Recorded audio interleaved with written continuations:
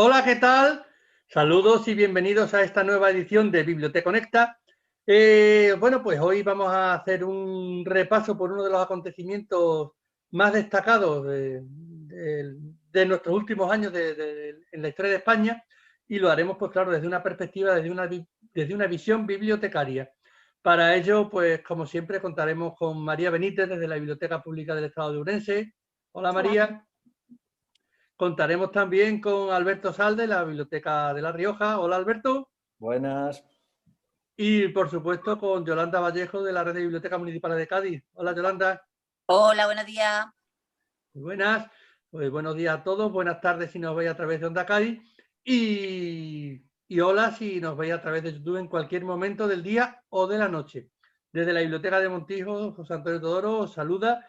Y pues nada, desea que lo paséis estupendamente viendo este programa, en el que deseamos hacer un repaso en visión bibliotecaria de uno de los acontecimientos que han marcado nuestra historia contemporánea, como fue pues, bueno, el intento del golpe de Estado del 23F, del que se cumplen en estos días 40 años. Me imagino que Alberto y María, pues claro, no llegaron a conocerlo siquiera. Bueno, Alberto, María y yo no hemos llegado a enterarnos del intento del golpe de Estado. Yo era muy pequeñito, o sea, no me acuerdo realmente de nada. Y precisamente por eso vamos a ver qué papel jugó la biblioteca en ese aspecto, Yolanda. Hombre, lo dices de esa manera, ¿qué papel jugó la biblioteca? Como si nosotros hubiéramos tomado parte bueno, a posteriori al Congreso de los Diputados. No, hombre, yo te he entendido. Mira, antes que nada un inciso. Cuando decías buenas tardes a los espectadores de Onda Cádiz, buenos días si nos escuchas desde tal, podías haberlo hecho como en el show de Truman y haber dicho buenas tardes, buenos días, buenas tardes, buenas noches, y habíamos que íbamos, ¿no? Pero es cierto que nosotros aprovechamos siempre las efemérides para ir haciendo o ir acercando a nuestros oyentes y a nuestros telespectadores la labor que hacemos en las bibliotecas.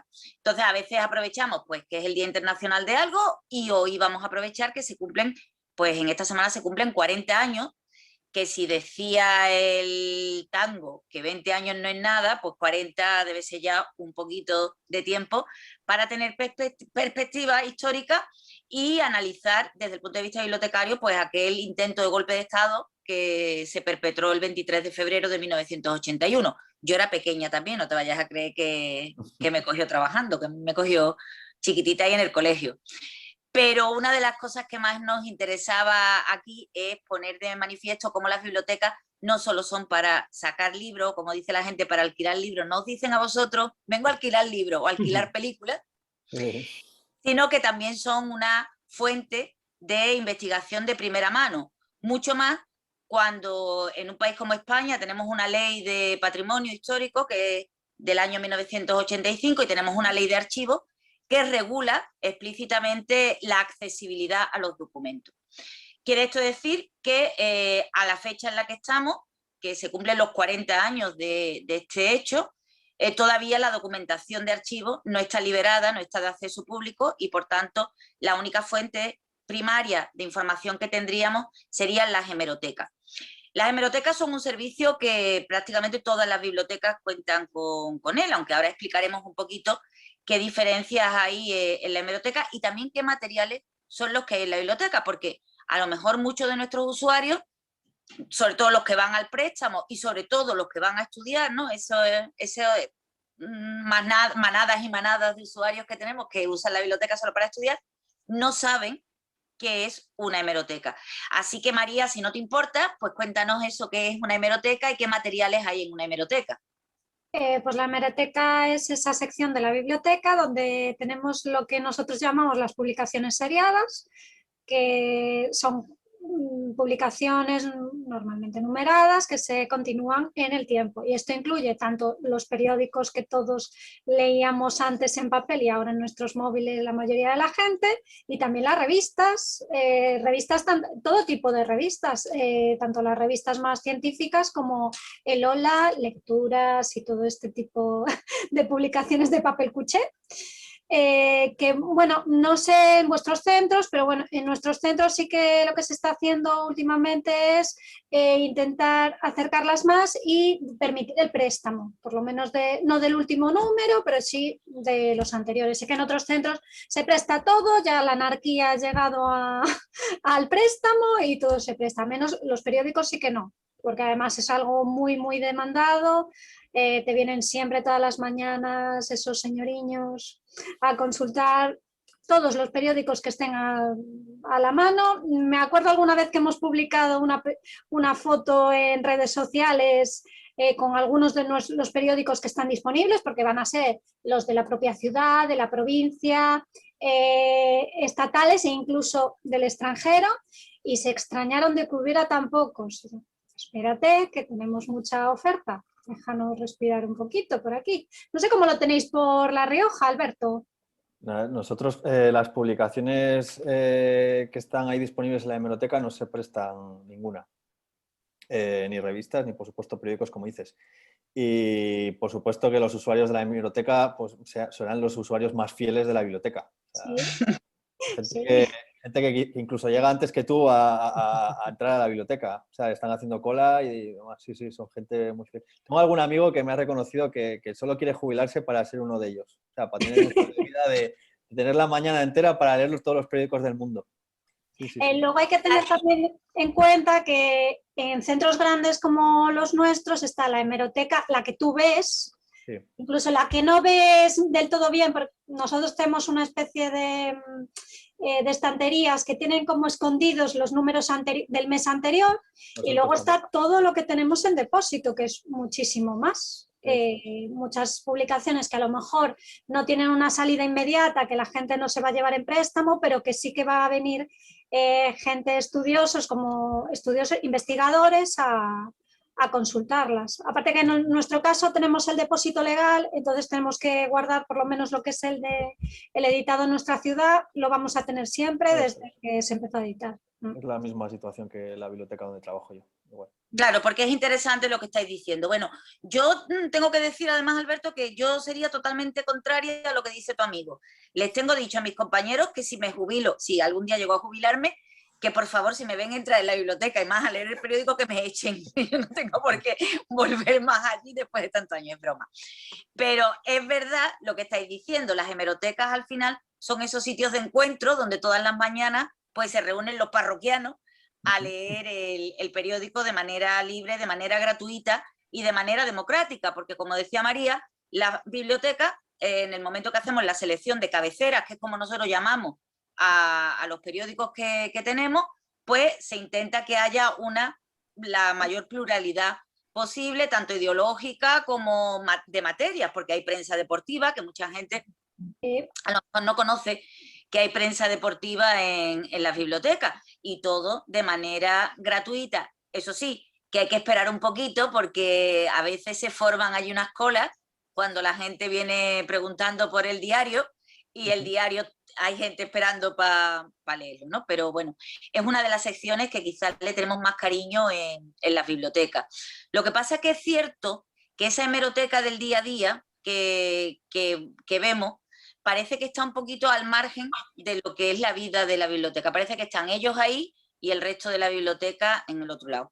Y muchos de ellos no saben que el periódico de hoy, pues decía Hipólito Escolar, el de la historia de la biblioteca, decía, el periódico de hoy es el que envuelve el diario de las noticias de mañana, ¿no? Bueno, pues el periódico de hoy es el que forma parte después de las colecciones históricas que también se mantienen en la biblioteca, y es ahí donde entraría de lleno el tema de hoy, ¿no? Como al final, cuando la documentación histórica aún no ha cumplido los plazos previstos por la ley de archivo para poder ser de acceso público, la prensa juega un papel muy importante a la hora de la investigación. Y hay muchos sucesos en la historia de los que aún todavía no sabemos qué pasó, o sea, no están los expedientes al público, pero sí podemos saber qué ocurrió a través de la prensa. Eso sí, con los códigos de la prensa. Vosotros sabéis que, por ejemplo, la noche del 23F, bueno, las 24 horas en las que el Congreso de los Diputados, casi 24 horas estuvo tomado, ¿sabéis cuántas ediciones hizo un periódico nacional como por ejemplo El País? Saberlo lo sabemos, Yolanda, somos bibliotecarios. Y aparte es que nos lo han mandado en el guión antes de... Mira que es pagafanta este hombre, ¿eh? Pues hizo 7 ediciones, ¿no? Quiere decir esto que esas 7 ediciones, que eran ediciones muy rápidas, hechas a pie de noticia y que iban cambiando, hoy en día nos parecen de lo más normal porque estamos acostumbrados a la prensa digital y vemos cómo la noticia cambia, conforme van pasando las horas la noticia va cambiando en la web. Pero imaginaros hace 40 años que no existía la web, la única manera de que esa noticia era con las rotativas, ¿no? Haciendo una edición completamente nueva. El mantener esas 7 ediciones hoy en día en una biblioteca es una fuente de investigación de primera mano, ¿no? Porque quizás no tiene la perspectiva histórica, pero tiene la frescura de los hechos recientes, ¿no? ¿Qué tenemos que hacer los bibliotecarios? Pues los bibliotecarios no solo hacemos la función de custodiar esa prensa y de preservarla, sino también de hacer un poco de asesores de nuestros investigadores cuando vienen buscando alguna noticia o vienen buscando algún tipo de periódico, pues nos obliga también a conocer un poco de la historia del periodismo en ese momento, ¿no? Te obliga a conocer qué sesgo político tenía la prensa en ese momento, te obliga a conocer también los hechos históricos y este conocimiento que nos obliga a tener no solo es para hechos muy recientes, sino también para la prensa, por ejemplo, del siglo XIX. La prensa del siglo XIX, yo no sé si vosotros en vuestros centros tenéis prensa histórica o evidentemente la habéis visto, ¿no? Cómo trataban los periódicos las noticias, cómo ha ido cambiando el periodismo a lo largo de los años. Y hoy en día, por ejemplo, todo el mundo identifica que las esquelas, que eso es otra de las cosas que la gente viene a leer en los periódicos, las esquelas están al final del periódico.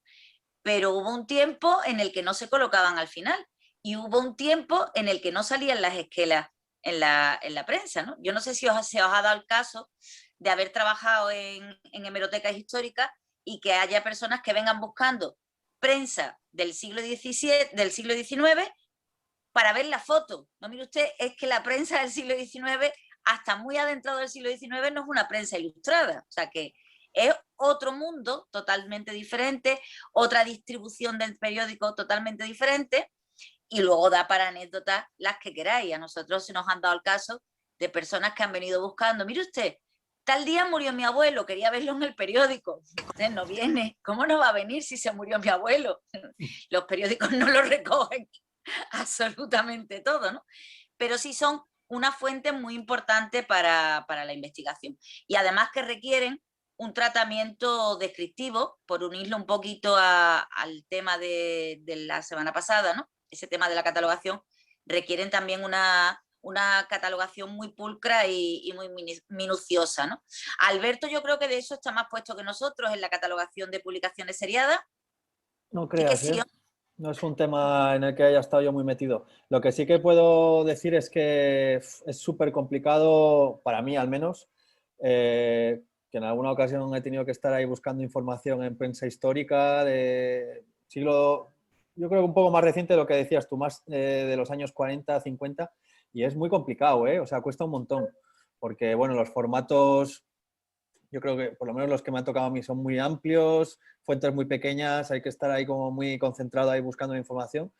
Y claro, en los momentos estos en los que me he visto en estas historias, pues claro, echas en falta una digitalización, un OCR ahí que haya extraído el contenido, que esté indizado, ¿no? Que puedas buscarlo, porque es que a mí me resultó muy duro. Sí, sí, sí. Y eso nos pondría justo en la pista de salida para uno de los temas que más nos preocupan a los bibliotecarios, ¿no? Que es la preservación y la conservación.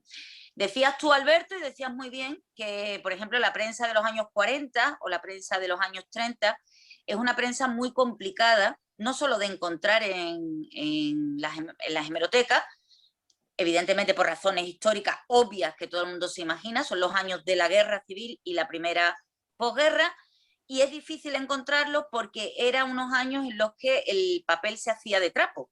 Entonces el deterioro del papel es grandísimo.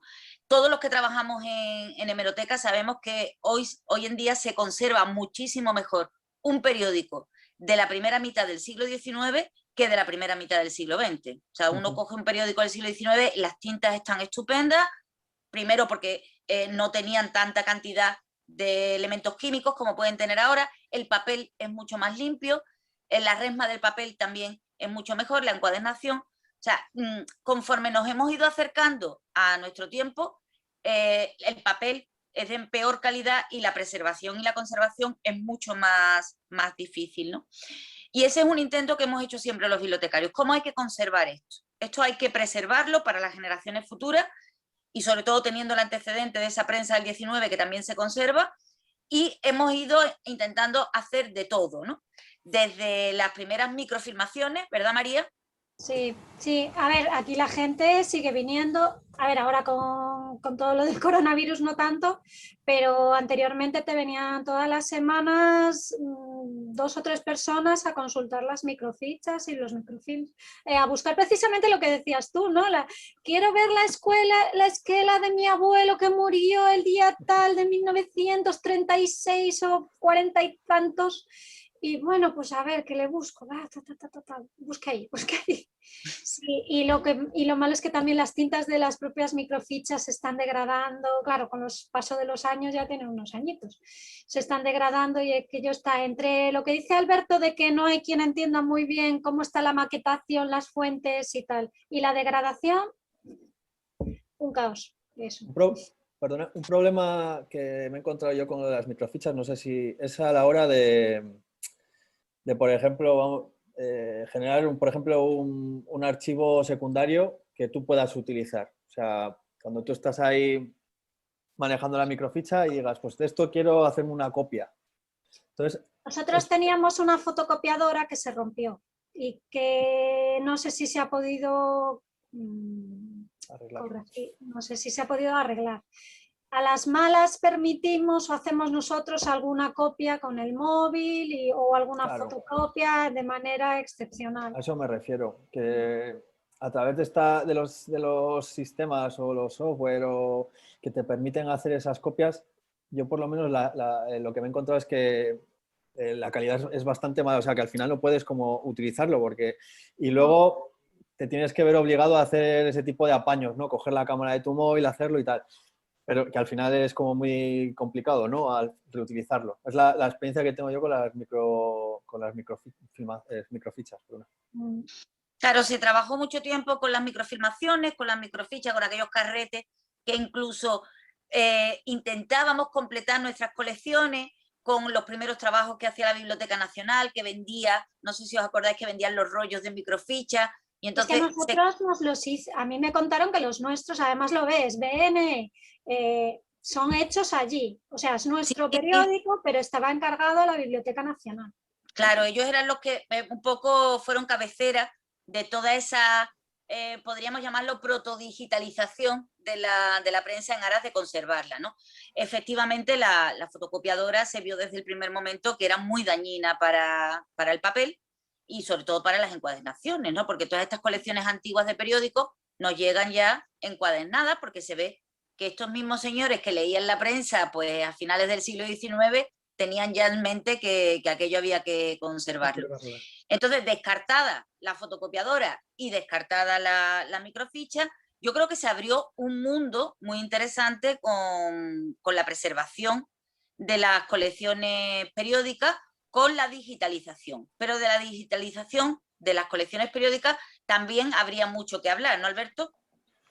Perdona, yo no te estaba mirando, estaba mirando la duda esta que estamos comentando, que sigo, perdona, estaba resolviendo... Que hablábamos de la digitalización, ¿no? Entonces, cómo emprender proyectos de digitalización es uno de los retos que tenemos las bibliotecas, ¿no? Sobre todo las bibliotecas pequeñas, ese digitalizar la prensa para el que a veces, bueno, pues efectivamente hay subvenciones y hay ayudas ministeriales y hay ayudas autonómicas, pero que también suponen un trabajo ingente y un trabajo cooperativo, ¿no? Es verdad que ya las grandes bibliotecas están colgando en su web o colgando en alguna página esas digitalizaciones de las que nos podemos aprovechar, pero también exige un conocimiento por parte del bibliotecario, ¿no, Alberto? Sí.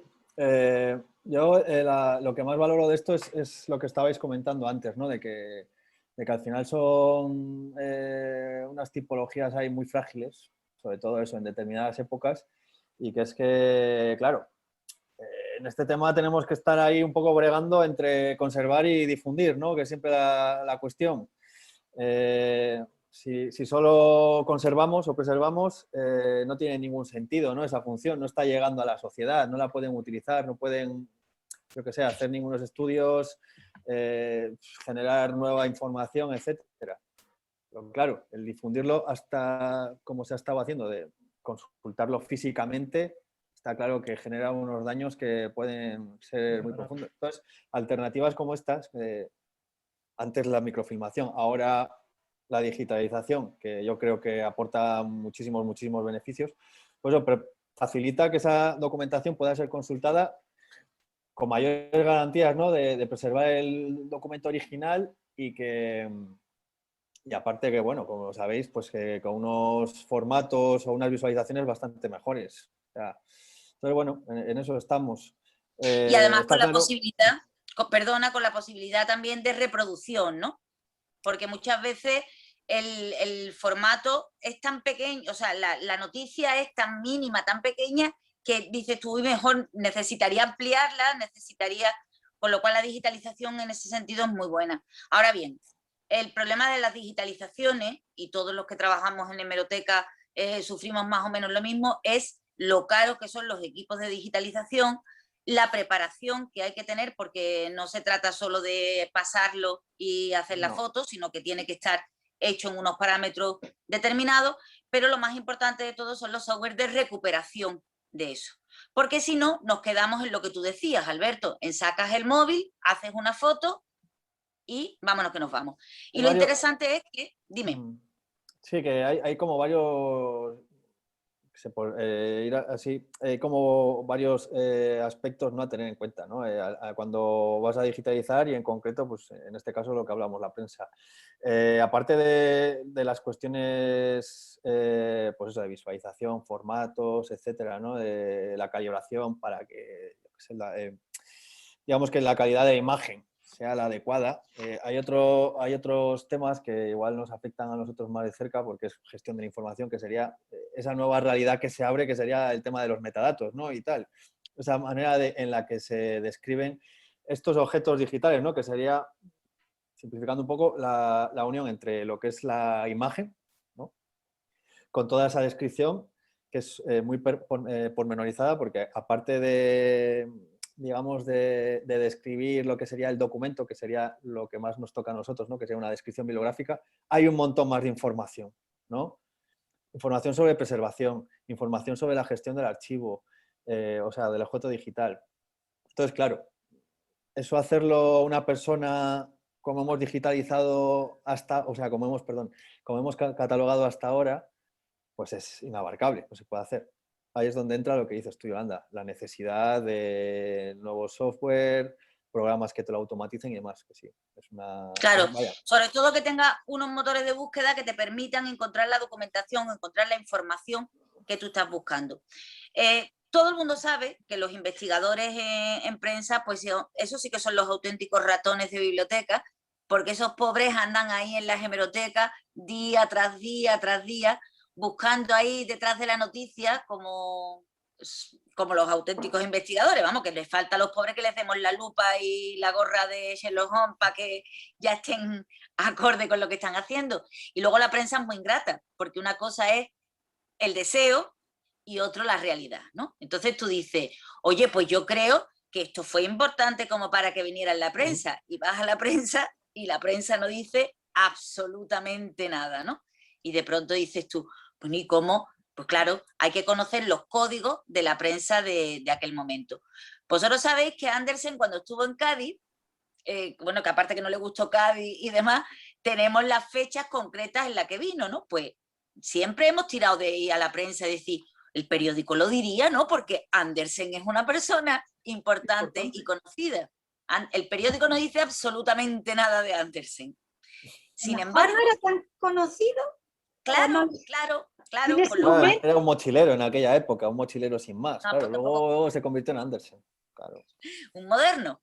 Pero sin embargo, curiosamente, vino Johann Liszt a dar unos conciertos de piano y la prensa se volvió loca. Luego quiere decir que en aquella época Johann Liszt era muy conocido y hoy en día Johann Liszt pues, tampoco es, tú sabes, una cosa. Con lo cual, el investigar en prensa, el utilizar la prensa como fuente primaria de la investigación, aparte de muy divertido, es muy, muy entretenido, porque claro, tienes que ir, lo que decíais vosotros, ¿no? Es una cantidad de información la que va generando que después procesar toda esa información para hacerla llegar a los usuarios es un trabajo que a veces pues trasciende de los bibliotecarios y son los propios usuarios los que lo tienen que hacer, ¿no?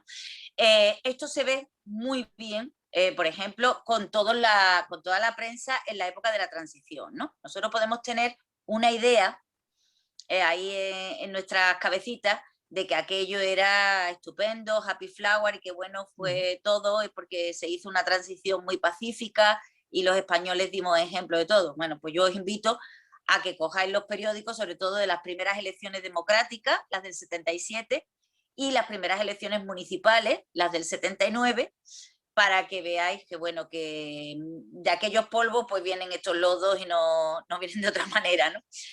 Porque a veces enfrentarse con la propia historia pasa por leer los periódicos. Por eso a mí me parece que los periódicos son tan importantes en las bibliotecas y que deberíamos invertir, que las instituciones y las administraciones deberían invertir muchísimo dinero en esa preservación, en esa digitalización y sobre todo en darnos formación a los bibliotecarios. Y de aquí también pues reclamo a donde haya que reclamar que tengamos una formación ante los nuevos tiempos que se avecinan. Porque, José, ahora te voy a dar la palabra a ti, que estoy muy calladito. Aquí estábamos hablando de periódicos en papel, pero tú sabes que la mayoría de los periódicos ya son digitales, directamente digitales, no tienen un formato físico. Sí, yo es que estoy muy callado hoy porque ver, oír y aprender, que se dicen por ahí. Y la verdad es que, claro, estaba escuchando y pienso en la dificultad, sobre todo que tenemos. Más que dificultad, imposibilidad. Las bibliotecas municipales, a las que sabéis que yo represento, bibliotecas municipales además, pues eso, de localidades medianamente pequeñas. Para nosotros, por ejemplo, todo lo que estáis hablando es totalmente imposible. Nosotros hemeroteca histórica no tenemos. Y me imagino pues que en la casi totalidad de bibliotecas municipales, imposible. Primero, porque no hay espacio. O sea, no tenemos espacio pues, para almacenar periódicos y revistas de hace tantísimos años. Y luego porque tampoco tenemos incluso presupuesto para tener, como estáis comentando, tal cantidad de periódicos. Nosotros teníamos los periódicos regionales y poco más, y algunas revistas que son las que se ponen a disposición de los usuarios. Y ya digo, pues lógicamente como hemeroteca histórica, imposible tener, no tenemos espacio físico donde almacenarlo. Entonces, pues estoy aprendiendo un montón hoy con vosotros y me gusta, pues sí, saber que están ahí disponibles para todos. Yo antes de entrar en el tema de los periódicos online, de las revistas online, que realmente es como casi ya las conocemos más, tenía una duda. Cuando alguien busca un dato ya concreto y sabe dónde está la fuente exacta, ¿tienen acceso también al documento original o solamente se le ofrece la microforma, la microficha o lo que tengáis cada uno en vuestra biblioteca? Bueno, yo creo que eso depende un poco porque, a ver, no todo está digitalizado ni microfilmado, ¿no? Por lo menos el protocolo que se sigue en la biblioteca en la que yo trabajo es que si ya está digitalizado, pues entonces ya se proporciona eso, creo que salvo casos muy concretos en los que haga una falta especial, ¿no? Esté justificado el acceso al documento pues por razones, yo qué sé, que necesita analizar físicamente, ¿no? El documento. Entonces ya se proporciona, pero de normal se facilita. Un poco con lo que es el acceso a la digitalización. Un poco con respecto a lo que decías, José, creo que lo bueno que tiene estos temas de la digitalización es que, bueno, se han ido realizando de una manera así más o menos coordinada.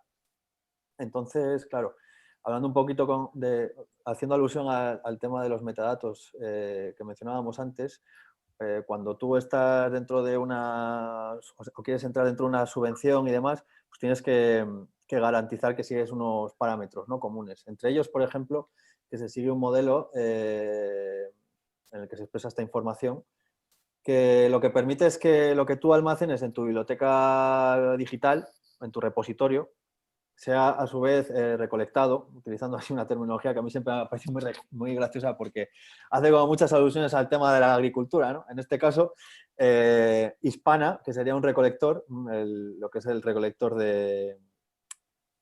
oficial a nivel español, lo que hace es recolectar lo que hay en cada una de estas bibliotecas virtuales diseminadas por todo el territorio para que sean accesibles desde ese mismo punto, ¿vale? Entonces, tú desde tu biblioteca, a pesar de que físicamente no tienes el ejemplar igual de un periódico o de una monografía, pues tú puedes facilitarle a tus usuarios el acceso a través de ahí para que sepan localizarlo, ¿no? Y que para que puedan ir a esa biblioteca virtual de Orense o de Cádiz o donde sea, para coger y poder acceder a ese contenido, ¿no?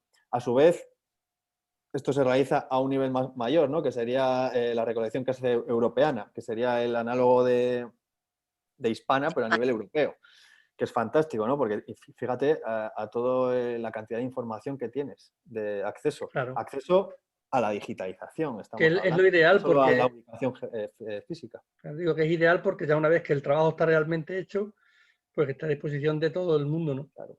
Eso es. Son desde luego ejemplos clave de lo que es la cooperación bibliotecaria, ¿no? Aquello que nos hablábamos hace 20 años, la cooperación interbibliotecaria, no sé cuánto, que nosotros nos creíamos que aquello era, pues que cooperábamos unos con otros y que finalmente no, finalmente es seguir una normativa, una normalización a la hora de la catalogación y de la exportación de los datos para que todo vaya a un vaso común y que ese vaso común te permita a ti, José, por ejemplo, tener una hemeroteca histórica sin necesidad de tenerla físicamente, sino que tú podrías tener un terminal de ordenador con un acceso a determinadas bases de datos de prensa histórica que te permitiera dar ese servicio a tus usuarios y que les facilitara la vida.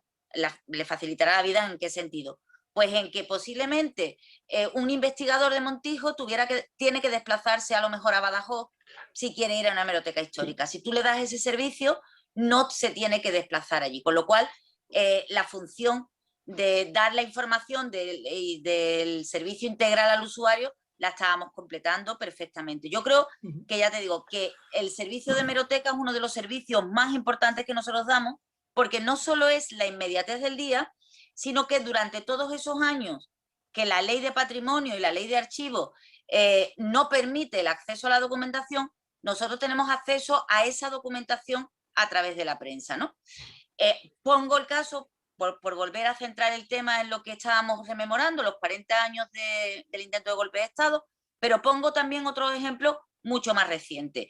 Hasta el día de hoy, pues todo lo acontecido, el 11M en Atocha, toda esa documentación está aún en proceso y, por tanto, el único acceso que se tiene es el de la prensa, ¿no? Claro, que el día de mañana pues se verá si la prensa estaba contando las cosas tal como era o estaba contándolas sujetas a otros intereses, ¿no? Que también es muy interesante. Yo siempre le digo a la gente que viene a investigar y quiero ver tal periódico y siempre le hago la misma pregunta. ¿Usted sabe qué tipo de periódico es? O sea, ¿al servicio de qué partido estaba o al servicio de qué gobierno estaba o qué intereses tenía? Porque la historia es la que es, pero también te la cuenta. Mira, me parece que ese es un melón que has abierto y me parece muy interesante. Así que, si te parece, lo vamos a tratar un poquito a profundidad en la segunda parte, en el segundo bloque del programa. Si os parece, nos tomamos un respiro y volvemos en 10 segundos, ¿vale? Ahora...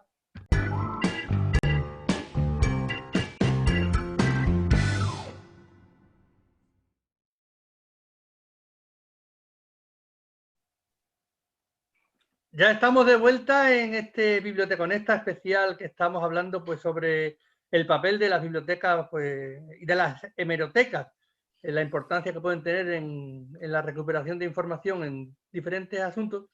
Y comentaba antes, Yolanda, pues bueno, pues que es importante también pues saber cuando buscamos algo, dónde lo buscamos, porque claro, sobre todo pues la prensa escrita está también un poco al servicio de determinados intereses y no es lo mismo buscar la información en un periódico que en otro. Entonces es importante, habíamos dicho que era un melón que se había abierto aquí, es importante pues saber un poco qué es lo que buscamos y dónde lo estamos buscando, ¿verdad? Hombre, y sobre todo porque eso nos da también un entrenamiento para la que se avecina, ¿no? Porque al fin y al cabo, cuando estamos hablando de prensa histórica, pues estamos hablando de 2, 3, 4 cabeceras que uno sabe, pues que era de derecha, otra de izquierda, otra que puede ser más social, otra que puede ser más económica, ¿no? Pero cuando los bibliotecarios tengamos que encararnos con empezar la catalogación y los repositorios de tweets, de posts, de cuando empecemos con eso, yo creo que es cuando realmente no solo que se va a abrir el melón, se va a abrir el melonar, ¿no? Porque ya sabéis que hasta hace poco, para fuentes bibliográficas, para los trabajos académicos, pues no se consideraban las entradas en redes sociales, pero ya sí. O sea que ya tú puedes meter en la bibliografía de un trabajo académico pues los tweets de fulanito, los tweets de menganito, que son además fuentes documentales, ¿no? O sea que todavía la cosa se puede poner peor cuando tengamos que catalogar los tweets de determinados personajes que circulan por las redes, ¿no? Sí, sí, porque ahí entramos en un mundo de lo más variopinto. Y nos quedaba, bueno, también íbamos a empezar a hablar de las nuevas formas de acceder a la prensa, ¿no? A esa prensa online, esta prensa digital, que comentabas tú antes, pues que cuando en el 23F hubo un periódico que lanzó 7 ediciones diferentes porque había que hacerlas escritas, hoy, pues cuando hay una noticia de relevancia, algo que realmente nos interesa, entramos en el periódico que sea y estamos continuamente dándole al F5 para actualizar la información porque al minuto te van llegando los nuevos sucesos y te va llegando la información totalmente al instante. Entonces, bueno, pues ¿cuál puede ser el papel que juguemos las bibliotecas aquí una vez que está la prensa escrita? ¿Es necesario seguir manteniendo las hemerotecas? ¿Seremos capaces de digitalizar lo que ya está pues digitalizado y preservarlo de alguna manera?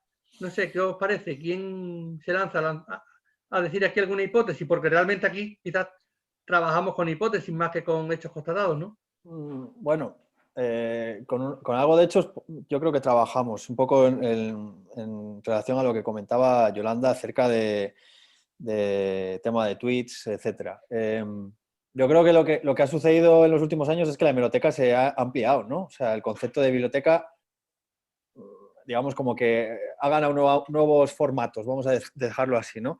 Porque ya no se limita solo al periódico, tal y como lo conocemos, sino que ya estamos hablando de tweets, de publicaciones en redes sociales, de blogs, de vídeo, quizá, ¿no?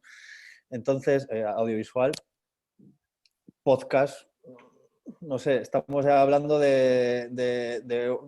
digamos, de una constelación bastante más compleja de lo que era hasta hace poco, ¿no? Que ya hemos visto que también traía problemas, ¿no? A la hora de conservarlo y de difundirlo. Entonces, yo creo que ya se está trabajando en ello porque hay un proyecto que habréis oído hablar de él, que es el archivo de la web española, ¿no?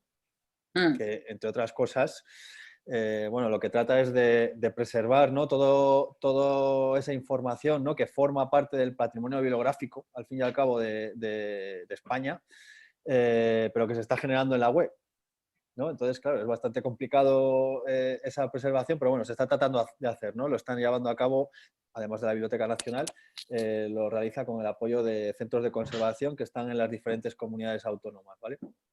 Entonces, bueno, una de las partes que realiza este proyecto es seleccionar, digamos, esa parte de la hemeroteca, ¿no? Que se está generando en la web, ¿no? En los que se incluiría, pues eso, todo el tema entre ellos, ¿no? Entre estos contenidos, pues eso, las versiones digitales de las cabeceras más importantes o bien, en algunos casos, cuando creo que se realizan ahí las recolecciones masivas, las recolecciones masivas serían la recolección a diario, pero luego se están realizando recolecciones específicas pues por algún motivo, por ejemplo, unas elecciones, etcétera, se realiza recolecciones más específicas entre las que entraría, por ejemplo, pues lo que está diciendo un político a nivel autonómico, a nivel nacional, a través de los medios que controla, que sería sus propias redes sociales, ¿no? Entonces eso se va seleccionando y se guarda para que sea preservado y que sea también accesible. ¿Cuál es el problema? Bueno, el problema, una de las características de este acceso, que claro, puede haber unos derechos que estén vigentes y que por eso se tiene que consultar de momento a través de terminales especializados que hay en cada uno de estos centros de conservación, que están ahí en cada una, aparte de la Biblioteca Nacional, en cada una de las comunidades. Entonces, vaya, que se abre un abanico ahí de preservación, de este tipo de preservación y acceso de este tipo de contenidos muy interesante y que, bueno, tiene recorrido yo creo que para mucho tiempo. Claro, porque además es interesante lo que tú dices. Tú has hablado de dos tipos de formato, ¿no? Has hablado, por un lado, del formato de las grandes cabeceras de prensa, que todos sabemos cuáles son en este país y no vamos a mencionarlas porque no nos pagan. Por un lado, ellos siguen editando en papel, pero tienen una versión digital, ¿no? Nosotros como biblioteca conservamos la edición en papel, porque es la que nos llega a diario, ¿no? Y es la que nosotros conservamos y preservamos. Pero esas versiones digitales que van cambiando a lo largo del día, esas versiones se van perdiendo. Porque los periódicos solo conservan digitalmente memorias de entre 6 meses y un año. O sea, uno intenta buscar hoy en día una noticia publicada en El País en 1900, no en 1900, en 2012. el 2010, y si la noticia no está bien posicionada dentro de los motores de búsqueda, la noticia ha desaparecido. Claro. Con lo cual, a mí el problema que me genera todo esto, o la duda que me genera todo esto, es cómo vamos a preservar esa prensa que ni siquiera, porque he dicho el ejemplo de las grandes cabeceras que tienen todavía los dos formatos, formato papel y formato digital. Pero ¿cuántos periódicos hay que ya solo tienen formato digital? Claro, es que precisamente ese es el reto al que se enfrenta este proyecto de la Biblioteca Nacional. Digamos que ya tiene unos años, ¿no? Este proyecto tiene alianza con Redes, con la institución esta del ministerio, no sé qué ministerio es ahora exactamente, pero bueno, forma parte del gobierno de España. Y entonces, claro, Redes proporciona, digamos, la infraestructura para almacenar toda esa información, ¿no? Todos los servidores y tal, que hacen falta, porque eso se está alimentando cada día. O sea, tú, digamos, el centro de conservación que esté adscrito a Cádiz o los que estén ahí en Andalucía, lo que están es seleccionando esas fuentes, en este caso esas versiones digitales de las cabeceras más importantes que se están publicando en Andalucía. Entonces, a través de unas arañas de estas, ¿no? Como las que utilizan los motores de búsqueda, se marca ese acceso, se establece un nivel de profundidad, es decir, esa arañita entra a la página inicial de un periódico en Cádiz, digamos que mapea la página de inicio, pero tú también estableces unos niveles, ¿no? O sea, el enlace que aparezca en la página de inicio o los múltiples enlaces, pues accedemos a ellos y mapeamos el siguiente nivel, ¿no? Digamos que se establecen esos niveles para intentar capturar, en el caso de la prensa, a nivel diario, todo lo que se está produciendo, y eso lo que has dicho tú, que va cambiando con mucha más rapidez que el impreso, evidentemente. Entonces ese trabajo se está haciendo y vaya, es que es un proyecto súper interesante, súper necesario, creo yo, por esto que estamos hablando, y que también quizás sea todavía un poquito desconocido, ¿no? Pero ya veis la importancia que tiene. Insisto, quizá uno de los motivos que tengan que ver con su desconocimiento es ese obstáculo para acceder a ello, ¿no? Que tienes que personarte por razones de derechos, generalmente, tienes que personarte en el centro de conservación concreto y utilizar los terminales de búsqueda, ¿no? Para acceder a ello. Entonces, bueno, yo supongo que todo esto vaya evolucionando con el tiempo, pero bueno, que está bien que la gente sepa que esa hemeroteca, o sea, esa hemeroteca y todo lo que se está produciendo en España o claro, esto está sujeto a una selección y no se puede, digamos, conservar todo, evidentemente, pero gran parte de lo que se produce o esas cosas que se han determinado que son importantes, sí que se está tratando de conservarlas. Y un aspecto también que debemos de tener en cuenta a la hora de la conservación y la preservación, es que tenemos que luchar contra las fake news, que sobre todo pues a nivel digital y en redes sociales y demás proliferan, ¿no? O sea, estas noticias falsas,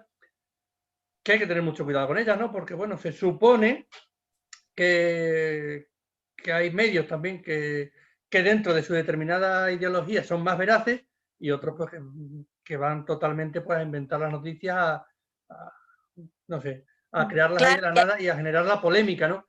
Entonces tenemos que y tener ahí cuidado. también, y ahí también tenemos mucha responsabilidad los bibliotecarios en el sentido de que, bueno, hasta ahora nosotros cuando te viene una persona buscando, no estamos hablando de la sección de préstamos, ¿no? Sino que estamos hablando, por ejemplo, en lectura y referencia, o que tiene que hacer un trabajo, o que quiere ampliar conocimiento sobre un tema, tú más o menos como bibliotecario sabes qué aconsejarle. Pues mira, te puedes leer este libro, te puedes leer el otro, o puedes buscar en tal autor. El problema es cuando la información le llega sin filtros al usuario, ¿no? Entonces, nosotros tenemos que ser un poco ese filtro, pero es que nosotros también estamos en el sistema, o sea, que a nosotros también nos la pueden colar, que no sepamos distinguir si es una fake o no es una fake, ¿no? Entonces, estamos ante un reto de información bastante importante, ¿no? Un reto en el que efectivamente, por un lado está la prensa y los periodistas, que en teoría se supone que son los que tienen que preservar por hacer esa información que llegue al usuario, pero estamos también los bibliotecarios, porque los bibliotecarios somos los que procesamos esa información, ¿no? Y somos los que hacemos, en última instancia, que el usuario acceda de las 20.000 opciones que le da a Google, pues que acceda a la que es correcta o la que es menos incorrecta, ¿no? María, que... Es que yo creo que el problema está ahí, que hemos llegado a un punto de infoxicación tan grande que ya no llegas ni a distinguir y resulta muy complicado, aunque las fuentes están ahí, tú siempre vas a poder comprobar esto es de verdad o no, ¿no? Lo de siempre de, pues eso, consulta la hemeroteca, ¿no? Cuando determinados personas, tanto sean políticos como gente simplemente de otra profesión, quieren colar que es que yo he sido así de bueno y he hecho tales cosas. No, pero has hecho esto porque en el periódico de 1988 ponía esto. Vete a la hemeroteca, vete a la biblioteca, al depósito y mira cómo teníamos esta noticia. Y en todas las cabeceras de todos los periódicos. Has comparado, porque también está ahí la cosa de comparar, ¿no? Lo que comentabas antes de, claro, la biblioteca, que si unas son de derechas, de al final hay que comparar y hay que venid a nosotros a las hemerotecas. Y una pregunta rápida porque se nos termina el tiempo. Entonces, ¿ha afectado de alguna manera la pandemia a las hemerotecas? Por ejemplo, en nuestro caso, la hemeroteca diaria pues, está cerrada desde que se comenzó con el confinamiento, no hemos vuelto a abrir. No sé en vuestro caso cómo se ha afectado de alguna manera.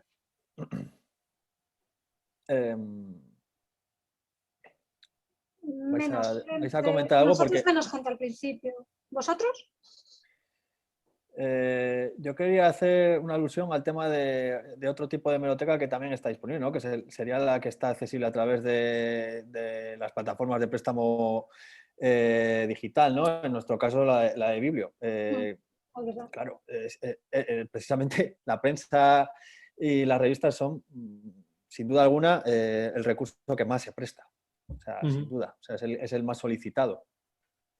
Entonces, claro, con el tema de la pandemia fue aún más, ¿no? Esa demanda, ¿no? de lo que es la prensa y las revistas en esta plataforma. O sea que algo fantástico. ¿Y qué futuro, sobre todo, bueno, pues, creéis que pueden tener las hemerotecas? ¿Creéis que vamos por buen camino? ¿Que tenderán a desaparecer conforme los periódicos sean cada día más accesibles digitalmente? ¿O siempre estarán ahí a disposición de quien lo necesite? Yolanda, que ahora te teníamos muy callada en el último tramo. Yo espero que las hemerotecas no acaben, ¿no? Decía Humberto Eco que no son las noticias las que hacen los periódicos, sino que son los periódicos los que hacen las noticias, ¿no?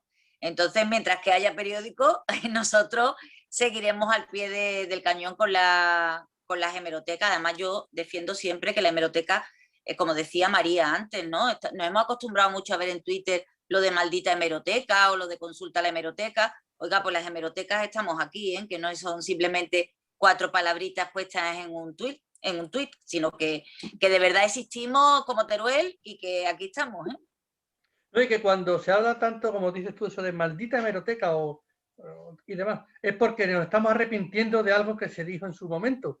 Igual entonces lo que tendríamos que hacer es pensar un poco las cosas antes de lanzarlas ahí tan alegremente, sobre todo en redes sociales, que como tenemos la inmediatez de expresar nuestra opinión y hablar de todo, pues hay veces que tendríamos que, sobre todo los cargos altos, plantearse un poquito las cosas antes de ir tan alegremente por la vida. La cuestión es que bueno, en el fondo la biblioteca, estamos aquí, somos los notarios de la historia, o sea, todo lo que usted quiera encontrar está en la biblioteca. pues eso te podría servir casi de cita final, Yolanda, eso de que las bibliotecas No, somos, otra. somos los notarios, pero cobramos como lo que nos falta para asemejarnos. La cuestión, bueno, yo creo que en resumen, pues podemos decir que la hemeroteca cumple una función fundamental también que forma parte de la biblioteca. Quizás sea pues menos conocida que otros servicios que se pueden ofrecer, y por ello, bueno, pues desde Biblioteconesta abogamos porque se haga se siga haciendo el trabajo y que se dé a conocer sobre todo a nuestros usuarios. Y nada, hemos llegado al final del programa de hoy. El programa de hoy quedará registrado, quedará guardado, se podrá consultar siempre que se quiera a través de nuestras redes sociales y de YouTube, pero no podemos acabar sin que tengamos, como siempre, esa sección que es una de nuestras favoritas, que es la cita con Yolanda.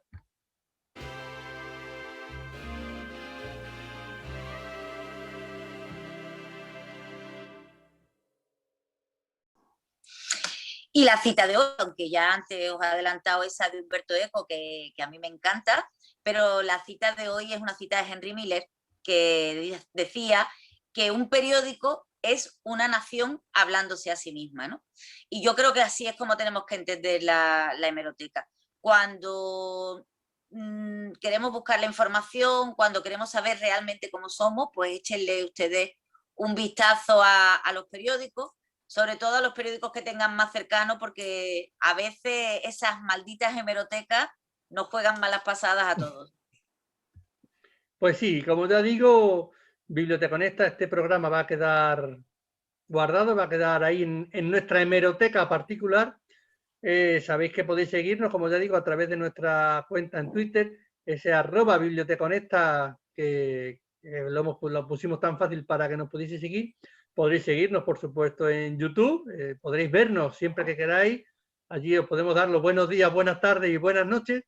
Y como siempre también podréis vernos a través de Onda Cádiz, el programa de televisión que está disponible para todos en la provincia de Cádiz, y bueno, también se puede ver online en cualquier parte. Nos volveremos a ver la semana que viene. Creo que bueno, pues ha sido un programa también instructivo.